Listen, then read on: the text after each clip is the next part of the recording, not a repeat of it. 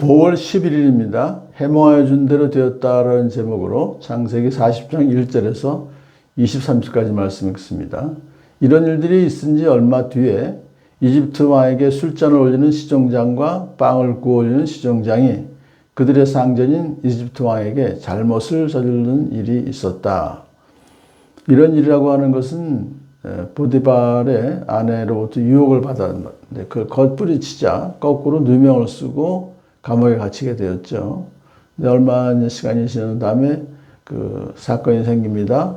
왕에게 술잔을 올리는 시종장과 빵을 구워 올리는 시종장이 잡혀 들어왔어요. 그래서 바로가 그 두 시종장, 곧 술잔을 올리는 시종장과 빵을 구워 올리는 시종장에게 노하여서 그들을 경호대장의 집안에 있는 감옥에 가두었는데 그곳은 요셉에 갇힌 감옥이었다. 사실 그 열악한 환경 가운데서 이제 그 경호대장 집안에, 보디발의 집안에 있는 그 감옥에 그 열악한 환경 가운데 이제 같이 있게 된 거죠. 그런데 경호대장은 특별히 요셉은 자기 부하로 지금 그렇게 쓰는 거예요. 왜냐하면 워낙 똑똑하고 일을 잘하니까. 그래서 시종장들의 시종을 들게 했어요. 그러니까 요셉은 그들과 함께 같이 지낼 수가 있었죠. 갇힌 지 얼마 뒤에 이제 이번에는 감옥에 갇힌 두 사람, 곧 이집트 왕에게 술잔을 올리는 시종장과 빵을 구워 올리는 시종장이 같은 날 밤에 꿈을 꾸었는데 꿈의 내용이 저마다 달랐다. 같은 날 밤에 꿈을 꾼다는 자체가 벌써 이미 이것은 하나님께서 역사하신 거다라고 생각할 수 있습니다. 이 꿈이라고 하는 것은 구약 성경에 나옵니다. 꿈은 하나님의 특별 계시로 하나님께서 꾸게 하신 것이죠. 그래서 또 그 꿈도 사실은 하나님께서 해몽도 하나님께서 해주시는 것. 그것이 이제 올바른 하나님의 꿈입니다. 근데 이것은 이 사람들은 지금 하나님의 특별 계시인 꿈을 지금 꾸게 된 겁니다. 다음날 아침에 요셉이 그들에게 갔는데 요셉은 그들에게 근심스러운 빛이 있음을 보았다. 그래서 요셉은 자기 주인의 집에 자기와 함께 갇혀있는 바로의 두 시종자에게 물었다. 당연하죠. 요셉으로서는 서로 가깝게 지내니까 이제 왜 그러십니까? 오늘은 안색이 좋아 보이지 않습니다. 왜 그러십니까? 라고 이제 질문했습니다. 그들이 그에게 대답하였다. 우리가 꿈을 꾸었는데 해몽할 사람이 없어 그러네. 그 당시에 이집트에서는 꿈을 해몽한 사람이 따로 있습니다. 근데 감옥 밖에 있으면 쫓아가서 물어볼 텐데 감옥 안에 있으니까 지금 꿈을 꾸었는데 해몽할 사람이 주변에 없어서 지금 근심스러운 빛이 있다. 그런 뜻이죠. 요셉이 그들에게 말하였다. 해몽은 하나님이 하시는 것이 아닙니까? 나에게 말씀하여 보시기 바랍니다. 자신 있게 지금 자기가 해몽해 주겠다 이겁니다. 원래 요셉도 꿈을 꾸고 지금 그 꿈 때문에 지금 여기 들어와 있는 거 아니에요? 감옥에. 그리고 부모님들이 또 할아버지도 그렇고 꿈을 하나님께서 꾸게 하실 때 꾸고 해석도 하나님께서 해주셔서 그 꿈대로 된 걸 알기 때문에 꿈은 하나님께서 꾸게 하시고 해몽도 하나님이 해주시는 거니까 제가 해드리겠습니다. 그런 뜻이죠. 그러자 평소에 그 요셉을 그래도 신실한 사람을 알고 있었던 그 술잔을 올리는 시종장이 자기가 꾼 꿈 이야기를 요셉에게 합니다. 내가 꿈에 보니 나의 앞에 포도나무가 있고 그 나무에는 가지가 셋이 있는데 거기에서 싹이 나더니 곧 꽃이 피고 포도송이가 익었네. 바로의 잔이 나의 손에 들려있기에 내가 포도를 따다가 바로의 잔에 그 즙을 짜서 그 잔을 바로의 손에 올렸지. 라고 자기 꿈 얘기를 합니다. 그러자 요셉이 해몽을 해줍니다. 해몽은 이러합니다. 가지 셋은 사흘을 말합니다. 앞으로 사흘이 되면 바로께서 시종장을 불러내서 직책을 되돌려 주실 것입니다.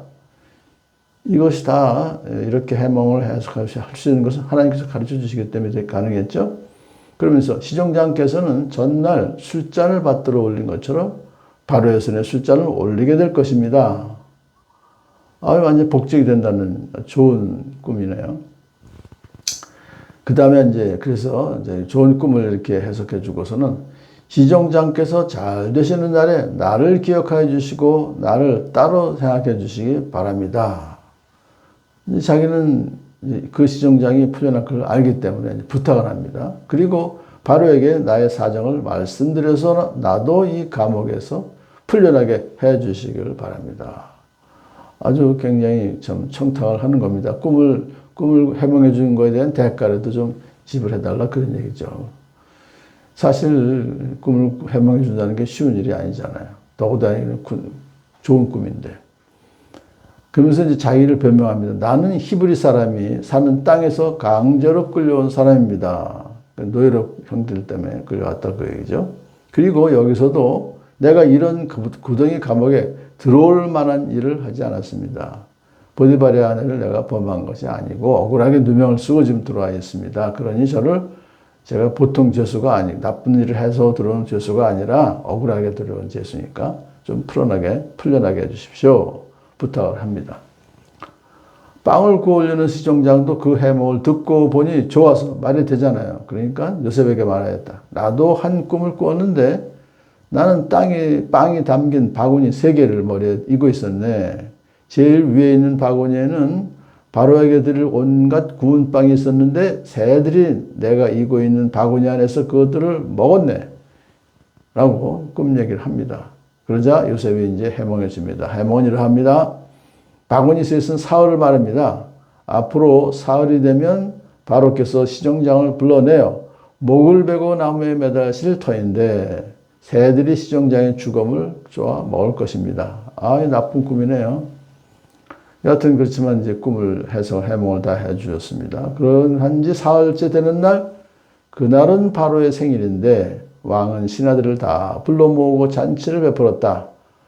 술잔을 올리는 시종장과 빵을 구워 올리는 시종장이 신하들이 모인 자리에 불려 나갔다.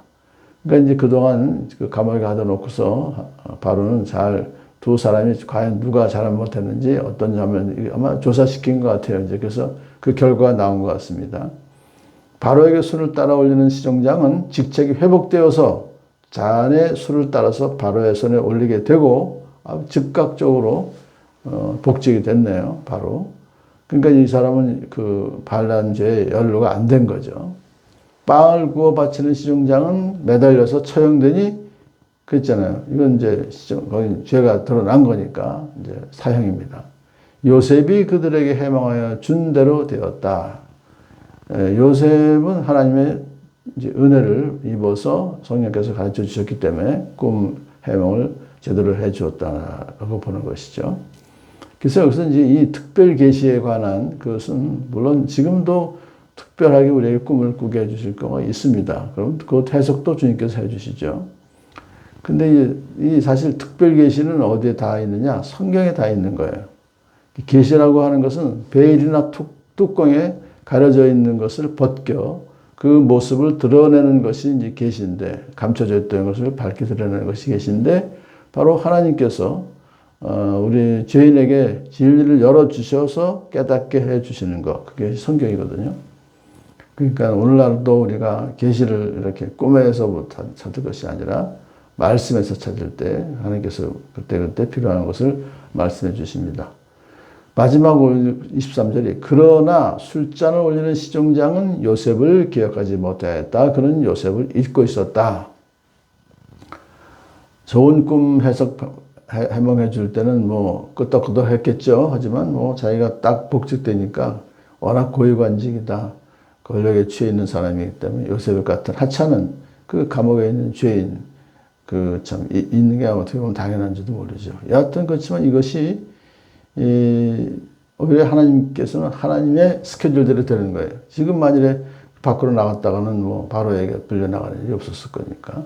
그러니까 계속해서 이제 감옥에서 2년을 더 이제 있게 되는데 하나님께서 참 필요할 때 이제 2년 후에 바로가 부르게 되는 사건이 하나님이 다 하신 거죠.